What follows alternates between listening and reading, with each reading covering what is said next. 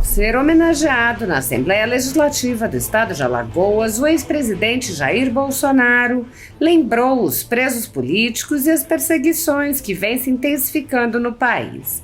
Bolsonaro lembrou exemplos da perseguição sofrida por ele próprio, ironizando, por exemplo, o inquérito por suposta importunação de baleia. Ele disse: "Fui o primeiro a ser processado por importunação de cetáceos."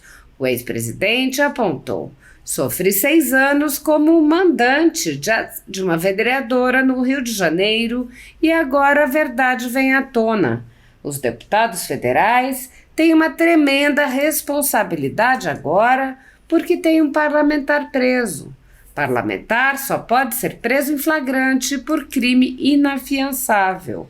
Então, vocês vão decidir essa questão." Bolsonaro disse: "Nossa Constituição tem 250 artigos e eu entendo que todos têm que ser respeitados sem exceção. Se algo está errado, mude-se o artigo. Não podemos deixar ao bel prazer de uma pessoa, acordando de acordo com seu humor, prender A, B ou C, e as consequências não é problema dele. Lamento as prisões que estão acontecendo em Brasília. Temos órfãos de pais vivos, dado o episódio do 8 de janeiro, que querem a todo custo falar que foi um golpe armado. Entendemos arma de fogo. Nada foi encontrado mais. Jovens, mulheres com filhos pequenos condenadas, algumas avós condenadas. O nosso Estado democrático de direito não está sendo respeitado no nosso entendimento." Bolsonaro lembrou a mega manifestação na Avenida Paulista em fevereiro, enfatizando o discurso do pastor Silas Malafaia e apontando: "Hoje em dia, para falar a verdade, tem que ter coragem." Bolsonaro relatou que, juntamente com Malafaia, já marcou outro ato para o dia 21, no Rio de Janeiro, para mostrar como anda o humor da população. O ex-presidente disse: "Nós, políticos, temos que ser obedientes à vontade popular. Essa é a força que deve nos levar. Agora, isso vem sendo desrespeitado há algum tempo. E tem que termos uma força para voltarmos à normalidade. Nós sabemos que é do ser humano se exaltar e querer assumir uma posição de mando. As pessoas que agem dessa maneira não é fácil, mas temos que buscar outras maneiras de fazê-las voltar àquela condição de respeitar a nossa legislação para que nós possamos viver em democracia." A ditadura da toga segue firme. O Brasil tem hoje presos políticos e jornais parlamentares e influenciadores censurados. Em um inquérito administrativo no Tribunal Superior Eleitoral, o ministro Luiz Felipe Salomão, ex-corregedor do TSE, mandou confiscar a renda de sites e canais conservadores, como a Folha Política, com aplauso e o respaldo dos ministros Luiz Roberto Barroso, Alexandre de Moraes e Edson Fachin. Todos os rendimentos de mais de 20 meses de trabalho do jornal estão sendo retidos sem justificativa jurídica. Anteriormente, a Folha Política teve sua sede invadida e todos os seus equipamentos apreendidos a mando do ministro Alexandre de Moraes. Mesmo assim, a equipe continuou trabalhando como sempre, de domingo a domingo, dia ou noite, para trazer informação sobre os 3 poderes e romper a espiral do silêncio imposta pela velha imprensa, levando informação de qualidade para todos os cidadãos e defendendo os valores, as pessoas e os fatos excluídos pelo mainstream, como o conservadorismo e as propostas de cidadãos e políticos de direita. Se você apoia o trabalho da Folha Política e pode ajudar a manter sua estrutura, cumprir seus compromissos financeiros e pagar seus colaboradores, doe qualquer valor à empresa Raposo Fernandes por meio do Pix, cujo QR Code está visível na tela, ou por meio do código ajude@folhapolitica.org. Caso não utilize Pix, há a opção de transferência bancária para a conta da empresa Raposo Fernandes, disponível na descrição deste vídeo e no comentário fixado no topo.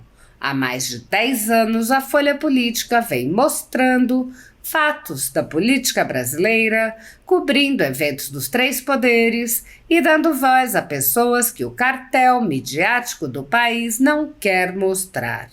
Pix ajude@folhapolitica.org. Assista. Tenho conversado com a autoridade de Israel, por vezes com a embaixada, passou a ser crime a embaixada agora. Ir no complexo alemão conversar com um traficante não tem problema. Mas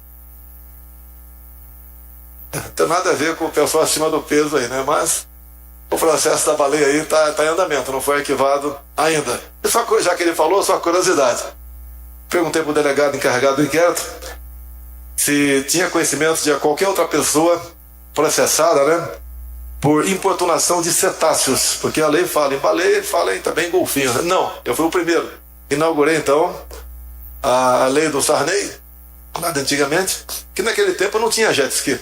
Então a embarcação com eles podia ferir o animal. Mas ninguém nunca foi processado, eu fui o primeiro. Também as coisas, já que o outro cabo aqui puxou o assunto, né? Sofri 6 anos como o mandante do assassinato de uma vereadora no Rio de Janeiro, hoje a verdade vem à tona. Os deputados federais têm uma tremenda responsabilidade agora, porque tem um deputado federal preso, e o parágrafo 2º do artigo 53 diz que parlamentar só pode ser preso em flagrante por crime inafiançável. Então vocês vão decidir essa questão. E aquela velha história, a nossa Constituição tem 250 artigos. Eu entendo que todos têm que ser respeitados, sem exceção. Se algo está errado, mude o artigo. Não podemos deixar ao bel prazer de uma pessoa, acordando de acordo com o seu humor, prender A, B ou C, e as consequências não é problema dele.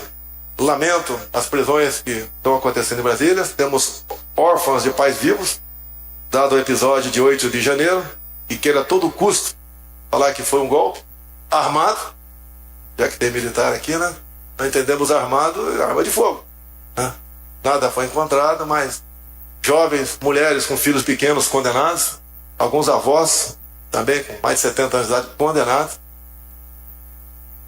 E o nosso Estado Democrático de Direito não está sendo respeitado no nosso entendimento. Fizemos um movimento muito grande na Paulista, 25 de fevereiro, nunca se viu tanta gente ao nosso lado, onde o pastor Silas Malafaia fez uma cronologia dos episódios, algo realmente, hoje em dia, para falar a verdade, tem que ter coragem, né? Fez. Acabou de, juntamente comigo, marcarmos um outro ato para o dia 21 agora, em Copacabana, Rio de Janeiro, para nós mostrarmos como está o humor da população. Vocês, políticos, deputados federais, estaduais, vereadores, nós somos e temos que ser obedientes à vontade popular. Essa é a força que nos deve levar o destino do seu município, do seu estado e do seu país. Agora isso vem sendo desrespeitado há algum tempo. E tem que termos uma força para voltarmos à normalidade. E nós sabemos que é do ser humano, né, exaltar e querer assumir uma posição de mando. As pessoas que agem dessa maneira não é fácil, mas temos que buscar outras maneiras de fazê-las voltar àquela condição de respeitar a nossa legislação para que nós possamos viver em democracia. O meu partido tem um decálogo, eu que fiz, né? E os 10 itens ali, acho que pelo menos 8, qualquer um concorda aqui, né? Mas o mais importante é a liberdade. Entendo a liberdade ser algo mais importante que a própria vida. Uma pessoa presa não tem vida. E a experiência que eu tenho da liberdade, eu estou com 69 anos, né? Acabei de fazer. Eu lembro quando eu tinha meus 7, 8 anos, o meu irmão mais velho, aprisionamos alguns passarinhos, né? E quando meu pai chegou em casa, eu orgulhoso apresentei os passarinhos presos. O exemplo que eu tive foi fantástico. Meu pai colocou eu e meu irmão no quarto, fechou e botou arroz e água. Né? Olha, você vai ter a mesma vida desses passarinhos aí que nada fizeram aí para merecer uma cadeia. Então os exemplos dos nossos pais nos arrastam. E outra coisa, meu pai, quando falava em liberdade, era água de poço. E de vez em quando a molecada jogava sapo, lixo dentro do poço, né? Além do couro. Meu pai falava, tem certas coisas que você só dá valor quando se perde. A água e também à liberdade. Com a palavra, o homenageado presidente Jair Messias Bolsonaro.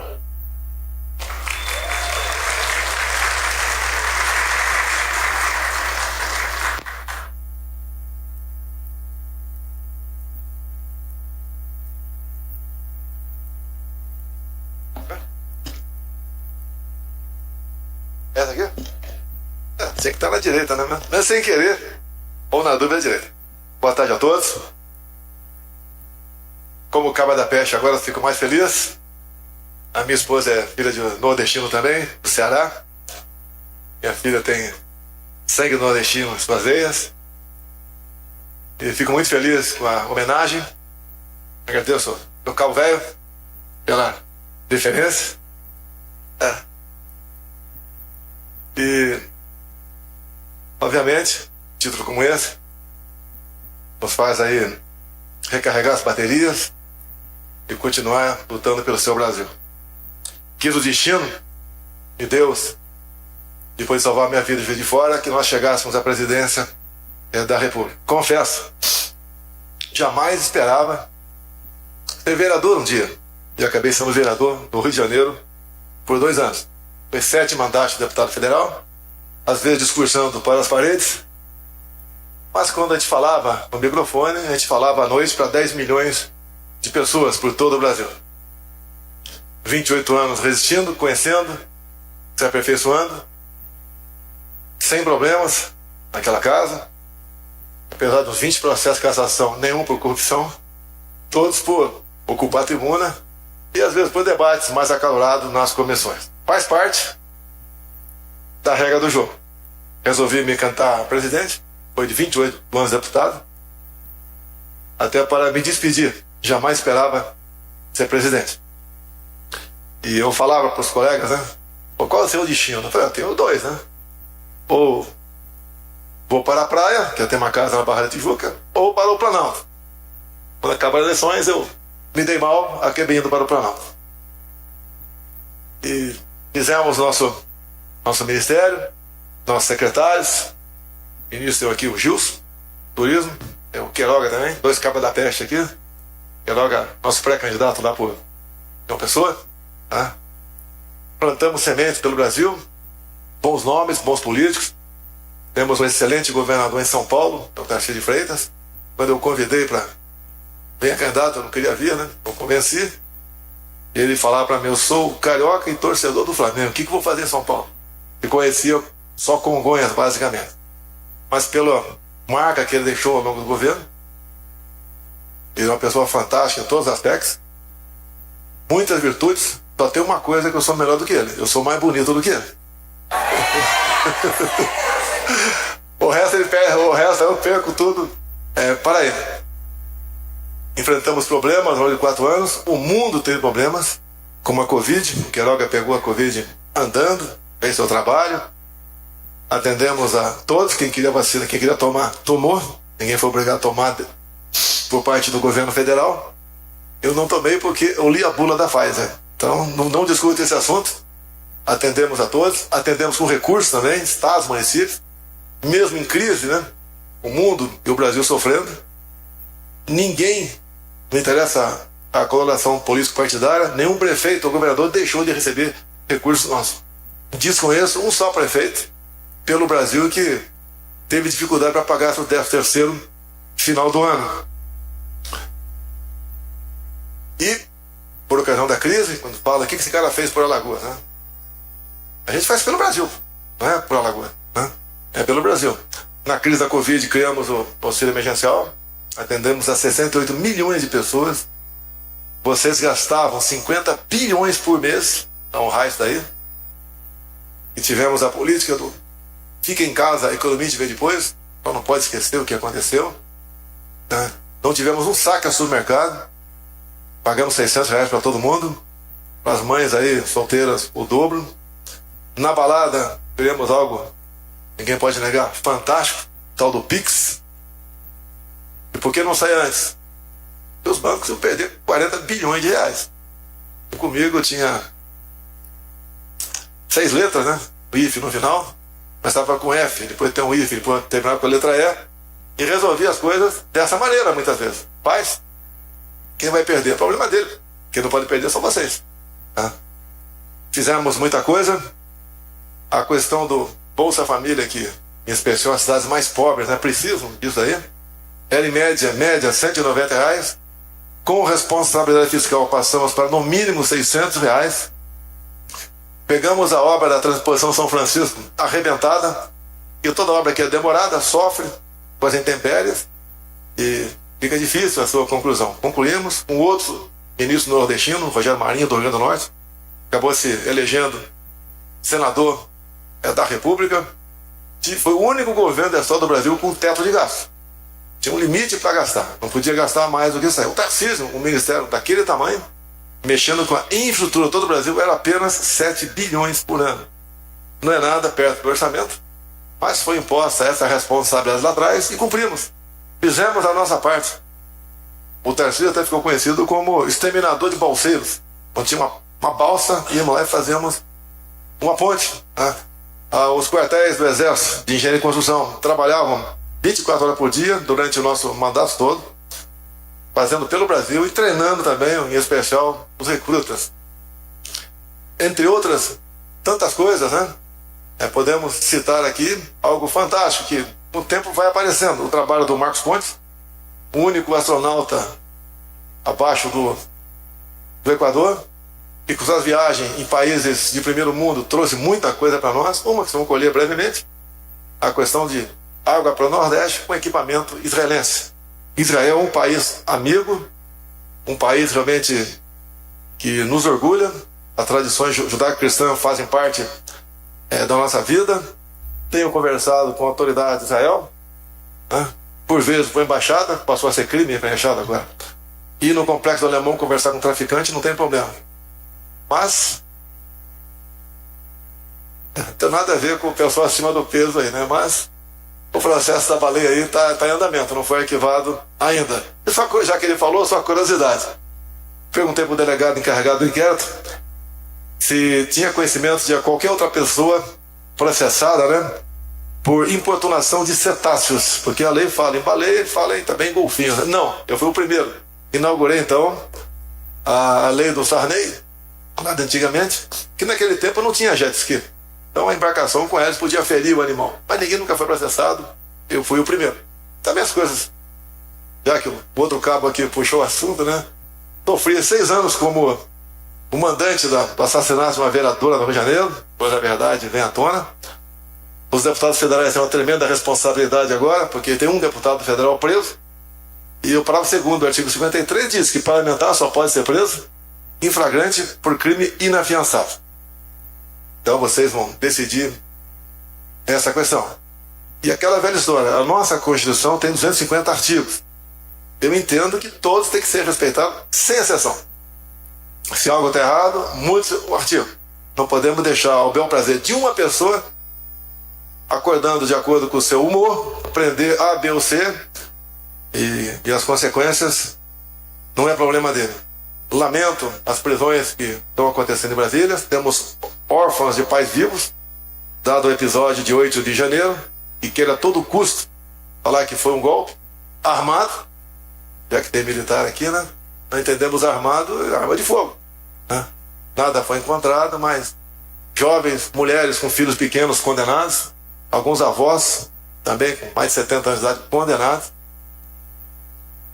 E o nosso Estado Democrático de Direito não está sendo respeitado no nosso entendimento. Fizemos um movimento muito grande na Paulista, 25 de fevereiro, nunca se viu tanta gente ao nosso lado, onde o pastor Silas Malafaia fez uma cronologia dos episódios, algo realmente, hoje em dia, para falar a verdade, tem que ter coragem, né? Fez. Acabou de, juntamente comigo, marcarmos um outro ato para o dia 21 agora, em Copacabana, Rio de Janeiro, para nós mostrarmos como está o humor da população. Vocês, políticos, deputados federais, estaduais, vereadores, nós somos e temos que ser obedientes à vontade popular. Essa é a força que nos deve levar o destino do seu município, do seu estado e do seu país. Agora isso vem sendo desrespeitado há algum tempo. E temos uma força para voltarmos à normalidade. E nós sabemos que é do ser humano, né? Exaltar e querer assumir uma posição de mando. As pessoas que agem dessa maneira não é fácil, mas temos que buscar outras maneiras de fazê-las voltar àquela condição de respeitar a nossa legislação para que nós possamos viver em democracia. O meu partido tem um decálogo, eu que fiz, né? E dos 10 itens ali, acho que pelo menos 8, qualquer um concorda aqui, né? Mas o mais importante é a liberdade. Entendo a liberdade ser algo mais importante que a própria vida. Uma pessoa presa não tem vida. E a experiência que eu tenho da liberdade, eu estou com 69 anos, né? Acabei de fazer. Eu lembro quando eu tinha meus 7, 8 anos, o meu irmão mais velho, aprisionamos alguns passarinhos, né? E quando meu pai chegou em casa, eu orgulhoso apresentei os passarinhos presos. O exemplo que eu tive foi fantástico. Meu pai colocou eu e meu irmão no quarto, fechou e botou arroz e água. Tá?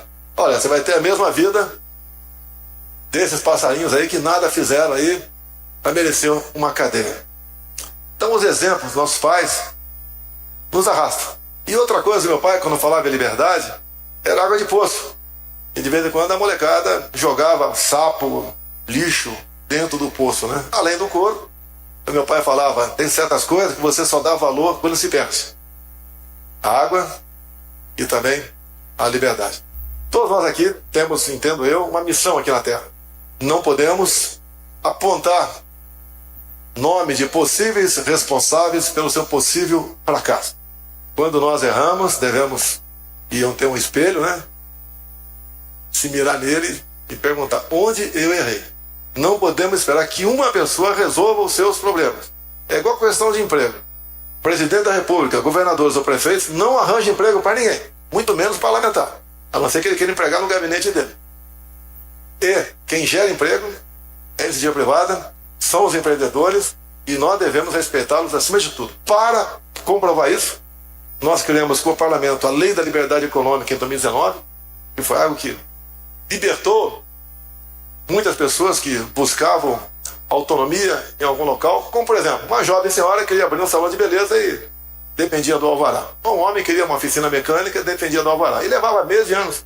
Com a Lei da Liberdade Econômica, se em 30 dias a prefeitura não respondesse, ele podia abrir a sua empresa. Revogamos também 5.000 normas regulamentadoras. Um fiscal chegava numa empresa, só para fiscalizar um banheiro, tinha 40 e poucos itens que ele podia multar o empresário. Como, por exemplo, né?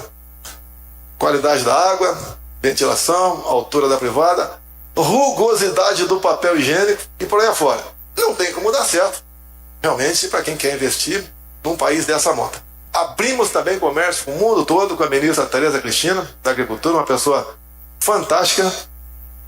Suas qualidades são inversamente proporcionais à sua estatura, né? Uma pessoa mirrada, pequena, mas um potencial enorme. Essa jovem senhora que tem exatamente a minha idade e é senadora por Mato Grosso do Sul. Dizer a vocês então, poderia falar muita coisa aqui, mas creio que não seja o caso, né? Quero cansá-los. Problemas a gente tem. E às vezes eu falo para os meus colegas aí que se aventuram, né? Ou quer disputar um cargo no executivo. Meçam as consequências. Porque as armadilhas são muitas e você pode terminar o seu mandato com muitos problemas. E quanto mais decente, melhor você produzir, mais problema você vai ter ao terminar o seu mandato. Não estou chorando aqui de jeito nenhum. Tenho mais de 300 processos. Quem tem que bancar sou eu. Tá? Não tem problema. Obrigado quem deu o Pix. Tá? Com 17 milhões. Mais do que arrecadou o Criança Esperança. É sinal que Criança Esperança da Rede Globo não está atingindo os seus objetivos aí. Quase metade já gastei com defesa, entre outras coisas. E ainda tenho 10 milhões na conta. Nunca esperava ter um. Tenho 10. Então, muito obrigado a todos vocês. E deixar claro.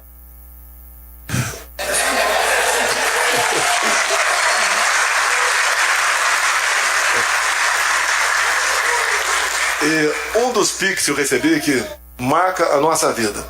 Eu coloquei para administrar o CEAGESP em São Paulo um coronel da PM recém saído da rota. porque nós vimos que era uma questão de polícia lá e não de gestão. E ele fez um trabalho fantástico lá. Lá movimentam 50 mil pessoas por dia. E lá, antes de nós, tinham 4 mil empurradores de carrinho, que pagavam uma contribuição, né? Para não falar propina aqui, que pode ser meio pesado o nome aí, de R$160 por mês. As mulheres 200 que serviam um cafezinho pagavam um pouco menos, 60. E tudo era negociado lá dentro. Mas deixa pra lá. Uma das doações que eu recebi do Pix, de R$100, foi de um empurrador de carrinho. Uma pessoa humilde como essa, R$100 pesa no final do mês. E ele botou uma observação, né? Chama de presidente. Presidente, eu te dou os R$100 porque quando o senhor assumiu a presidência e colocou o Coronel Melo Araújo aqui, nós deixamos de pagar a propina de 160 por mês. Então esses R$100 te dou com muito prazer e com muito orgulho.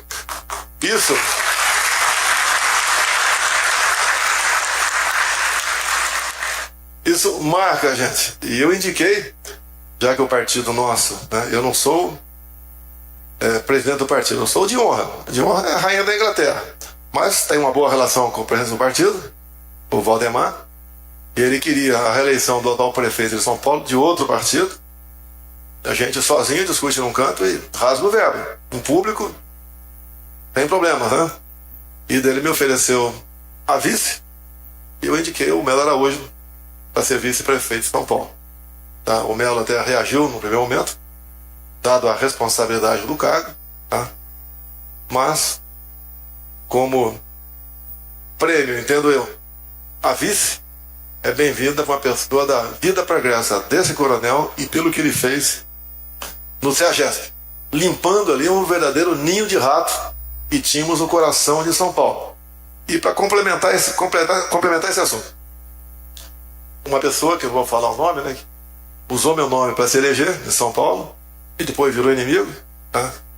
Tinha acertado com gente do nosso ministério e queríamos que privatizássemos aquela área. O valor da área, para vocês entenderem, 11 bilhões de reais. Bem, como aquela área era importante para nós, o interesse dessa outra pessoa não atendia aos objetivos da coisa pública, cancelamos essa privatização. E bem que o nosso governo privatizou alguma coisa, nem tudo é possível ser privatizar, não é botar na prateleira e vender, você tem que ter responsabilidade no tocante a isso aí, mas vamos fazendo o que foi possível para todo o Brasil. Teria muito a falar com vocês, muita experiência a compartilhar. Não estou escrevendo um livro, fiquem tranquilo todo mundo aí, tá? E o que eles querem me alijar da política, o objetivo é esse. Não virou balcão de negócio, como vocês veem todo dia aqui, disputa de partidos políticos, né? Por ministérios. Eu duvido aqui quem cite o nome de 5 ministros da atual gestão, duvido. Até porque a qualidade dessa pessoa, né, deixa muito a desejar. Não adianta você fazer reunião ministerial e cobrar do ministro ações ou algo para mostrar se são incompetentes. Não tem o que mostrar. Diferentemente do que fizemos há pouco tempo. E um dado triste, completando agora o 15º mês dessa nova gestão, vamos aumentar nossa dívida interna em mais R$1 trilhão. Conta que o povo, eu não sei como vai pagar essa conta. É o preço da irresponsabilidade. Nós somos escravos das nossas escolhas, até um casamento, tá? E ela ou ele é algo esquisito, vamos ouvir os pais aí, e depois que embarcar, a gente paga esse preço a vida toda. E o preço, por vezes, é muito alto. Temos eleições esse ano, tem bons candidatos em vários partidos, né? E a boa escolha para vereador nos dá esperança, desculpa se o candidato a prefeito, tá? Mas a boa escolha para vereador em especial nos dá esperança realmente de mudança. Eu comecei como vereador, 89, 90, no Rio de Janeiro, não tinha por que me eleger, era paulista, militar, Rio de Janeiro, estado de esquerda, e sozinho consegui me eleger vereador e fazer aquilo que eu podia fazer, tá? E graças a Deus, tivemos aí 30 anos de vida pública, sem problemas, a não ser o problema de briga por ideologia, briga para aprovar um projeto. Alguns falam, o cara nunca aprovou um projeto. Eu aprovei 2, né? Mas no caso, entrar em detalhe ao longo de 30 anos. Mas tão importante quando você aprovar um projeto é não deixar que o mal vá avante.